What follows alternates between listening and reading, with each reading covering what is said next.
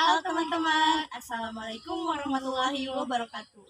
Perkenalkan, nama saya Siti Sarda. Saya Nurul Jannah. Nah, di sini kami akan memenuhi tugas mata kuliah SIK. Apa sih SIK? SIK adalah Sistem Informasi Keperawatan yang diampu oleh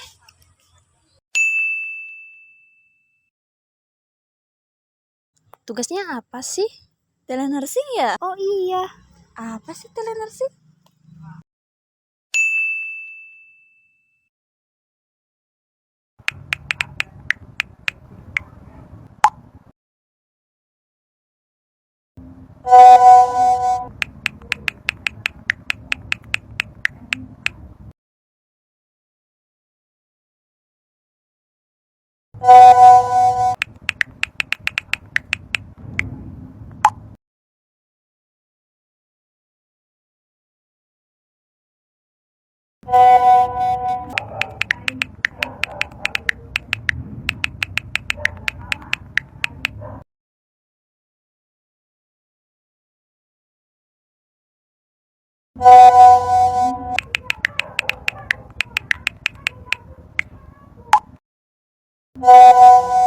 Pemirsa, berdasarkan hasil survei status gizi Indonesia pada Rapat Kerja Nasional BKKBN bulan Januari lalu, tingkat stunting di Indonesia turun dari 24,4% di tahun 2021 menjadi 21,6% di tahun 2022.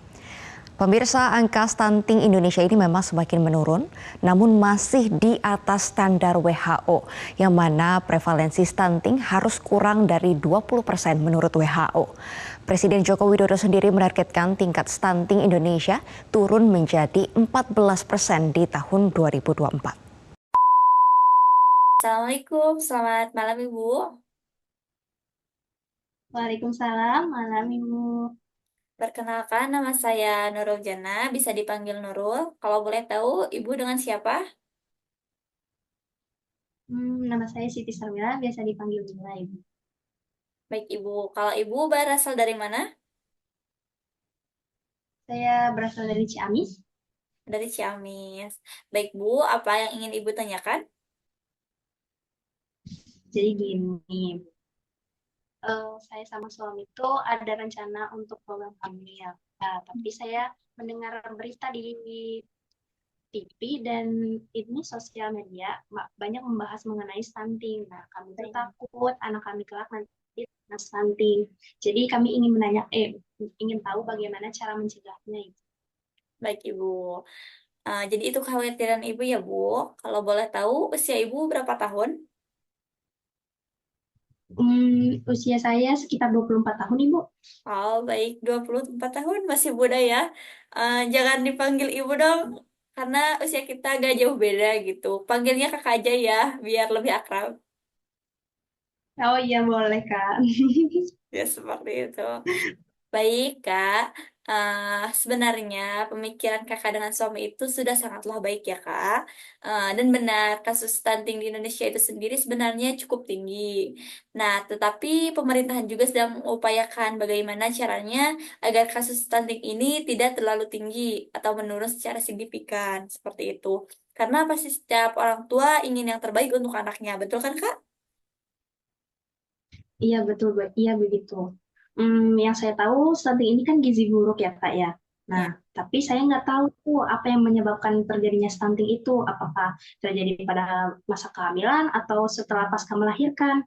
Karena di daerah saya, di tempat tinggal saya, masih simpang siur mengenai kasus stunting ini. Jadi saya ingin menanyakannya pada kesehatan, pada pihak kesehatan gitu. Oh, ya baik Kak. Nah, untuk kasus stunting ini sendiri biasanya terjadi pada keduanya, baik itu saat masa kehamilan ataupun setelah melahirkan, karena penyebab utamanya itu kekurangan gizi atau malnutrisi ya Kak, seperti itu. Begitu ya, Kak. Lalu bagaimana cara untuk mengatasinya, Kak? Apa saja yang harus saya persiapkan untuk apa namanya teh untuk kebaikan janinnya nanti? Baik Kak, untuk masa kehamilan itu sendiri, Kakak harus memperhatikan nutrisi yang nantinya akan dimakan oleh Kakak atau ibu hamil. Nah, seperti kandungan zat besi, lalu ada juga protein dan vitamin. Nah, untuk kandungan zat besi itu sendiri berasal dari tablet penambah darah. Jadi alangkah baiknya selama masa kehamilan ataupun sebelum masa kehamilan itu mengonsumsi tablet penambah darah seperti itu Kak. Lalu ada juga protein yang terkandung pada ikan, daging, susu. Nah, ada juga vitamin biasanya terkandung pada buah-buahan dan juga sayuran seperti itu Kak. Oh, begitu ya, Kak. Lalu setelah melahirkan apa saja yang harus diperhatikan, Kak? Nah, kalau untuk setelah melahirkan ada beberapa hal yang harus diperhatikan ya Kak. Seperti pertama ada imunisasi, lalu ada pemberian ASI eksklusif selama 6 bulan, jadi tanpa diselingi dengan susu formula ya Kak. Lalu ada juga pemberian MPASI setelah bayi berusia 6 bulan, seperti itu Kak. Oh, begitu. Kalau untuk imunisasinya itu imunisasinya ada, dan itu fungsinya untuk apa? Baik Kak, untuk imunisasinya itu sendiri ada beberapa ya Kak, biasanya terjadi atau dilakukan di tempat kesehatan, sarana kesehatan. Nah, ada imunisasi hepatitis B, nah itu berfungsi untuk mencegah dari virus hepatitis B. Nah, di mana virus ini itu menyerang fungsi hati. Lalu juga ada imunisasi BCG, itu berfungsi untuk mencegah dari bakteri tuberkulosis. Lalu ada juga imunisasi polio. Nah, imunisasi polio ini sendiri untuk mencegah dari penyakit polio yang mana nantinya takutnya akan mengakibatkan kelumpuhan bahkan juga kematian seperti itu, Kak. Oh, oh gitu ya, Kak. Iya, tetapi kakak jangan terlalu terbebani ya kak. Asalkan kakak tetap mengikuti prosedurnya untuk melakukan imunisasi, insya Allah bayinya juga akan sehat seperti itu kak. Jadi kakak jadi jangan terlalu terbebani oleh hal tersebut seperti itu. Oh iya iya iya. Baik, Kak. Eh, untuk asinya sendiri, Kak, itu tuh bisa diselingi sama susu formula nggak? Soalnya kan saya tuh kerja kan, jadi saya bingung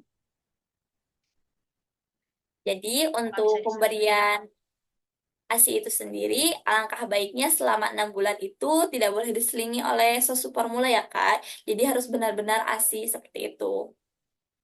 Ah, begitu ya, Kak ya. Lalu